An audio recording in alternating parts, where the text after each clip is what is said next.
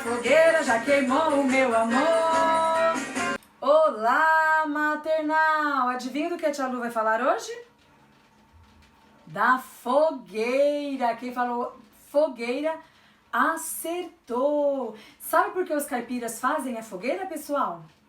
Porque no mês de junho, mês de julho, que eles comemoram a colheita, é muito frio. Tá frio aqui também na cidade, né, pessoal?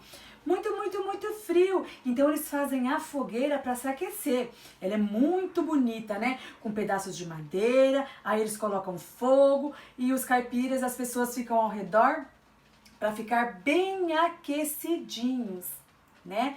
Uma delícia. Mas precisamos ter cuidado, pessoal, porque fogo é muito perigoso, assim como a tia Jussara falou do balão. A fogueira, ela aquece a gente, mas é muito perigosa. Então, crianças, pode ficar ao redor da fogueira, mas sempre com papai, a mamãe ou um adulto responsável perto, porque fogo queima e machuca, né? Tá joia? A fogueira a gente usa para se aquecer, não para se queimar. Fogo e criança não combina muito, tá certo? Agora segue uma música da fogueira para vocês se divertirem mais um pouquinho e vocês ficarão com outra professora no próximo vídeo. Beijão!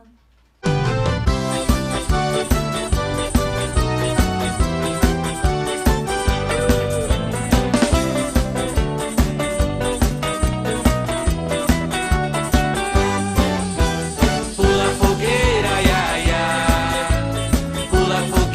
ioiô, cuidado para não se queimar. Olha que a fogueira já queimou o meu amor. Pula fogueira, iaia, pula fogueira, ioiô, cuidado para não se queimar. Olha que a fogueira já queimou o meu amor.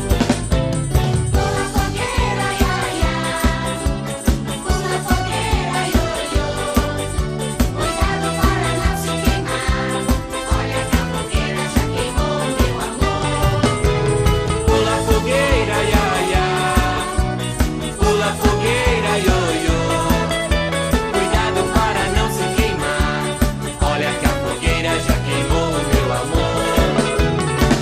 Fogueira, iaia, pula fogueira, ioiô, cuidado para não se queimar. Olha que a fogueira já queimou o meu amor.